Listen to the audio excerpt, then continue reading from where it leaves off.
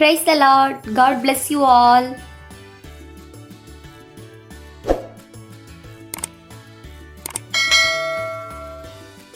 எபேசியர் அதிகாரம் 4 கேள்விகள் மற்றும் பதில்கள். கேள்வி எண் 1. யார் நிமித்தம் பவுல் கட்டுண்டவனாயிருக்கிறான்?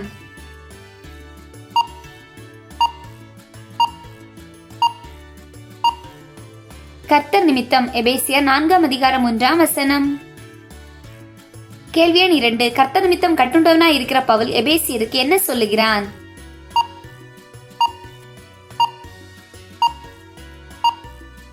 புத்தி. எபேசியர் 4:1.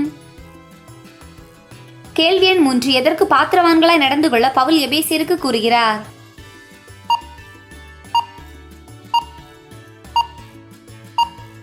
அழைக்கப்பட்ட அழைப்புக்கு. எபேசியர் 4:1. கேள்வி எண் 4. எவைகளை உடையவர்களாய் அன்பினால் ஒருவரை ஒருவர் தாங்க பவுல் எபேசியருக்கு புத்தி கூறுகிறார்? மிகுந்த மனத்தாழ்மையும் சாந்தமும் நீடிய பொறுமையும். எபேசியர் 4:2. கேள்வி எண் 5. எதை காத்துக்கொள்வதற்கு எபேசியரை ஜாக்கிரதையா இருக்க பவுல் புத்தி கூறுகிறார்?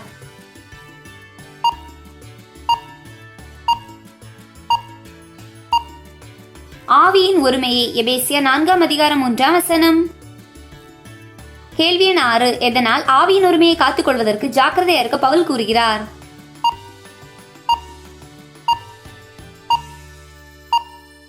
சமாதான கட்டினால். எபேசியர் 4:3. கேள்வி எண் 7. எபேசியருக்கு உண்டான அழைப்பினாலே அவர்கள் எதற்கு அழைக்கப்பட்டார்கள்?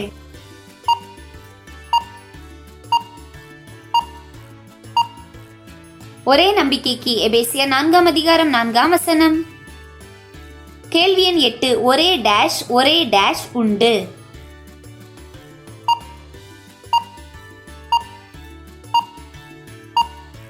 ஒரே சரீரமும் ஒரே ஆவியும் உண்டு. எபேசியர் 4:4. கேள்வி எண் 9. எல்லாருக்கும் ஒரே டேஷ் உண்டு.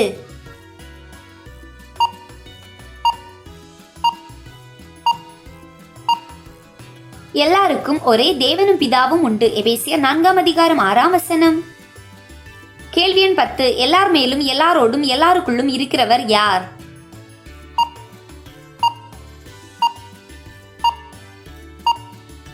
தேவனும் பிதாவும். எபேசியர் 4:6. கேள்வி எண் 11. எதற்கு தக்கதாக நம்மில் அவனவனுக்கு கிருபை அளிக்கப்பட்டிருக்கிறது?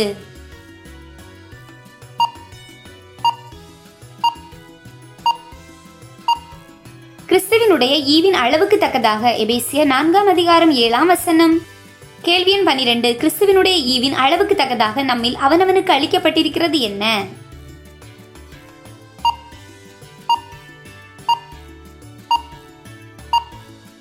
கிருபை. எபேசியர் 4:7.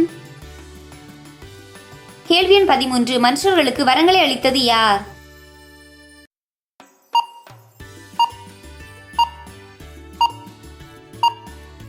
கிறிஸ்து. எபேசியர் 4:7 மற்றும் 8. கேள்வி எண் 14. உன்னதத்திற்கு ஏறினது யார்?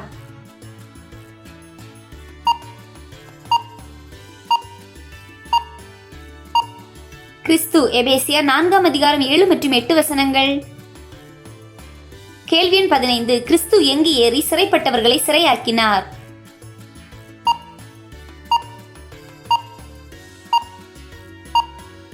உன்னதத்திற்கு ஏறி. எபேசியர் 4:7 மற்றும் 8.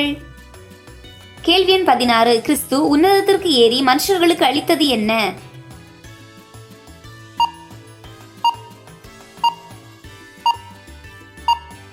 வரம். எபேசியர் 4:7 மற்றும் 8. கேள்வி எண் 17. ஏறினார் என்கிறதுனாலே அவர் அதற்கு முன்பே எங்கே இறங்கினார் என்று விளங்குகிறது அல்லவா என்று கூறப்பட்டுள்ளது.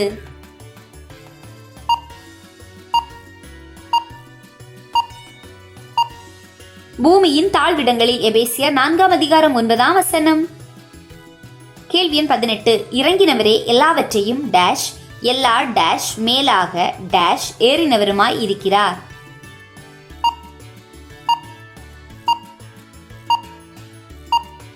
இறங்கினவரே எல்லாவற்றையும் நிரப்பத்தக்கதாக எல்லா வானங்களுக்கும் மேலாக உன்னதத்திற்கு ஏறினவருமாய் இருக்கிறார். எபேசியர் 4:10. கேள்வி எண் 19. நாம் அனைவரும் எதில் ஒருமைப்பட்டவர்களாக வேண்டும் என்று பவுல் கூறுகிறார்?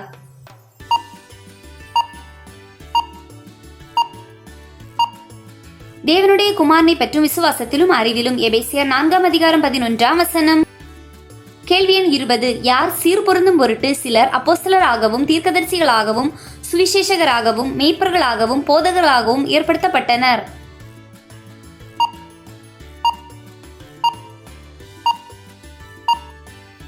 பரிசுத்தவான்கள். எபேசியர் 4:12 மற்றும் 13.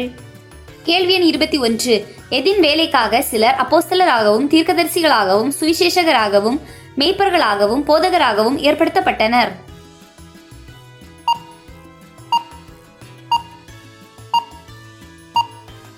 சுவிசேஷ ஊழியத்தின். எபேசியர் 4:12 மற்றும் 13. கேள்வி எண் 22. எது பக்தி விருத்தி அடைவதற்காக சிலர் அப்போஸ்தலராகவும் தீர்க்கதரிசிகளாகவும் சுவிசேஷகராகவும் மேய்ப்பர்களாகவும் போதகராகவும் ஏற்படுத்தப்பட்டனர்?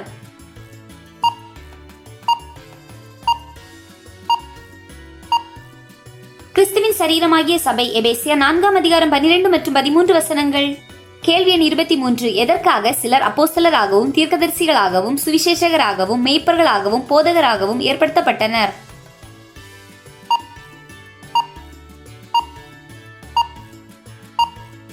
பரிசுத்தவான்கள் சீர்பொருந்தும் பொருட்டும் சுவிசேஷ ஊழியத்தின் வேலைக்காகவும் கிறிஸ்துவின் சரீரமாகிய சபையானது பக்தி விருத்தி அடைவதற்காகவும்.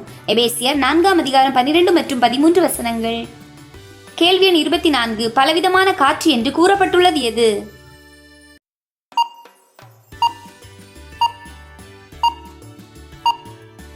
மனுஷருடைய சூதும் வஞ்சிக்கிறதற்கேதுவான தந்திரமுள்ள போதகம். எபேசியர் 4:14. கேள்வி எண் 25. சத்தியத்தை எப்படி கைக்கொள்ள வேண்டும்?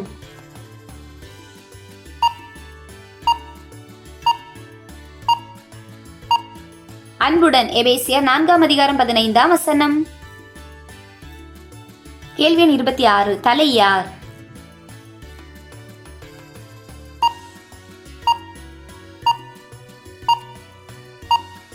கிறிஸ்து. எபேசியர் 4:15. கேள்வி எண் 27. சரீரத்திற்கு உதவியாக இருப்பது எது?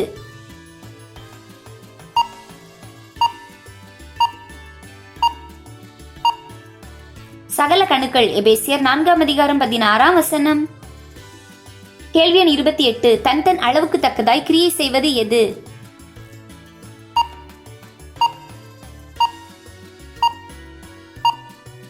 ஒவ்வொரு அவயவமும்.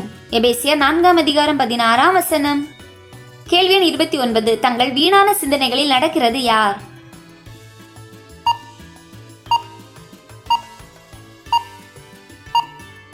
மற்ற புற ஜாதிகள். எபேசியர் 4:17.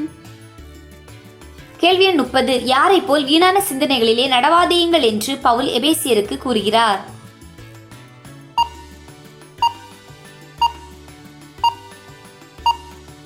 மற்ற புற ஜாதிகளைப் போல். எபேசியர் 4:17. கேள்வி எண் 31. மற்ற புறஜாதிகளைப் போல் வீணான சிந்தனையில் நடவாதேயுங்கள் என்று பவுல் யாருக்கு சாட்சியாக எச்சரித்து கூறுகிறார்?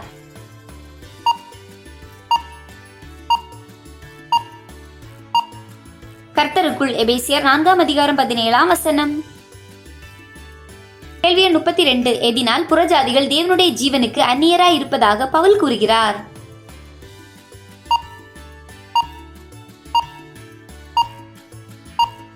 இருதய கடினத்தினால் தங்களுக்கு இருக்கும் அறியாமையினாலே. எபேசியர் 4:17 மற்றும் 18. கேள்வி எண் 33. புறஜாதிகள் எதில் அந்தகாரப்பட்டதாக பவுல் கூறுகிறார்?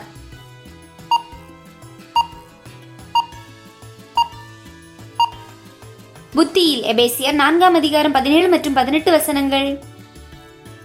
கேள்வி எண் 34. அறியாமை எதனால் வருகிறது?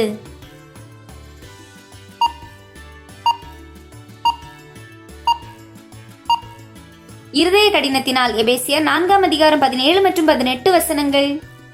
கேள்வி எண் 35. சகலவித அசுத்தங்களையும் ஆவலோடு நடப்பிக்க தங்களை எதற்கு புறஜாதிகள் ஒப்புக் கொடுத்திருக்கிறார்கள் என்று பவுல் கூறுகிறார்?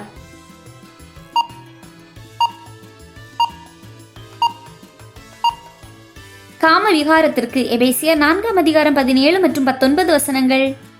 கேள்வி எண் 36. புறஜாதிகள் சகலவித டேஷ் ஆவலோடே நடப்பிக்கும்படி தங்களை டேஷ் ஒப்பு கொடுத்திருக்கிறார்கள்.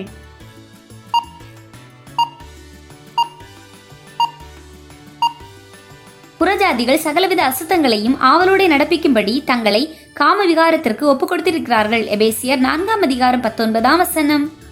கேள்வி எண் 37. எபேசியர் எதை கேட்டறிந்து இயேசுவால் போதிக்கப்பட்டார்கள் என்று பவுல் கூறுகிறார்?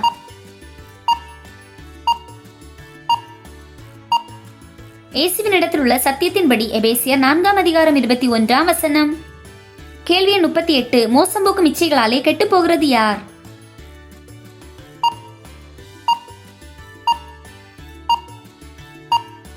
பழைய மனுஷன். எபேசியர் 4:22 வசனம். கேள்வி எண் 39. எந்த பழைய மனுஷனை களைந்து போட பவுல் எபேசியரிடம் கூறுகிறார்?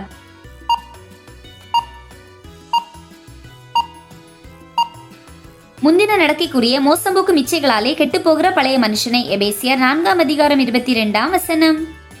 கேள்வி எண் 40. மெய்யான டேஷ் டேஷ் தேவனுடைய சாயலாக சிருஷ்டிக்கப்பட்ட டேஷ் தரித்துக் கொள்ளுங்கள்.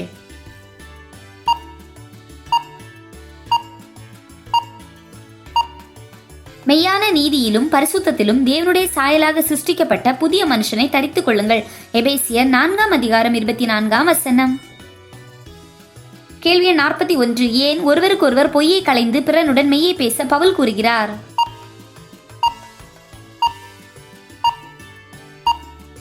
ஒருவருக்கொருவர் அவயவங்களாய் இருக்கிறபடியால். எபேசியர் 4:25 வசனம். கேள்வி எண் 42. நீங்கள் டேஷ் பாவம் செய்யாதிருங்கள்.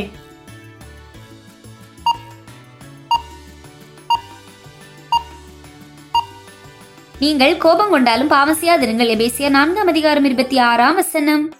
கேள்வி 43. எதற்கு முன்பாக உங்கள் எரிச்சல் தனியே கடவது?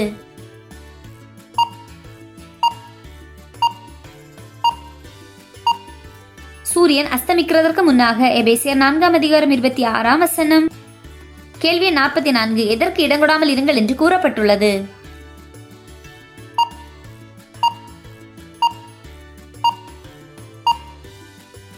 பிசாசுக்கு. எபேசியர் 4:27 வசனம். கேள்வி எண் 45. டேஷ் ஒன்றும் உங்கள் வாயிலிருந்து புறப்பட வேண்டாம்.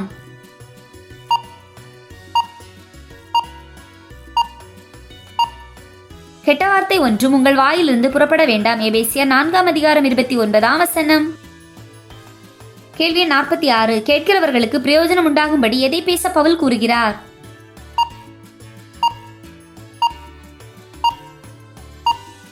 பக்தி விருத்திக்கு ஏதுவான நல்ல வார்த்தைகளை. எபேசியர் 4:29 வசனம். கேள்வி 47. எது கேட்கிறவர்களுக்கு பிரயோஜனம் உண்டாக்கும்?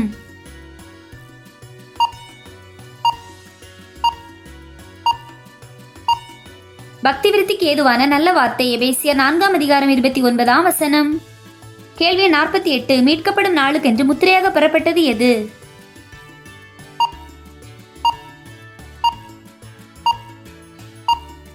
தேவனுடைய பரிசுத்த ஆவி. எபேசியர் 4:30 வசனம். கேள்வி 49. யாரை துக்கப்படுத்தாதேயுங்கள்.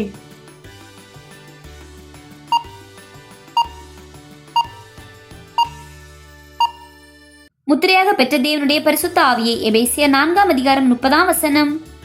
கேள்வி 50. எவைகள் உங்களை விட்டு நீங்க கடவது?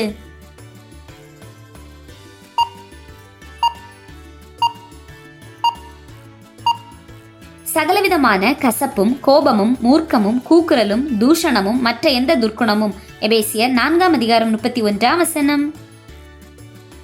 கேள்வி 51. ஒருவருக்கொருவர் எப்படி இருக்க பவுல் கூறுகிறார்?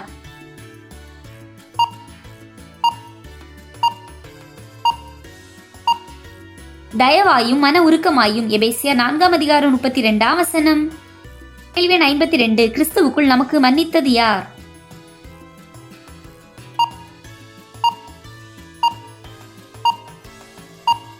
தேவன். எபேசியர் 4:32 வசனம். கேள்வி 53. யார் மன்னித்தது போல நீங்களும் ஒருவருக்கொருவர் மன்னியுங்கள் என்று பவுல் எபேசியருக்கு கூறுகிறார்?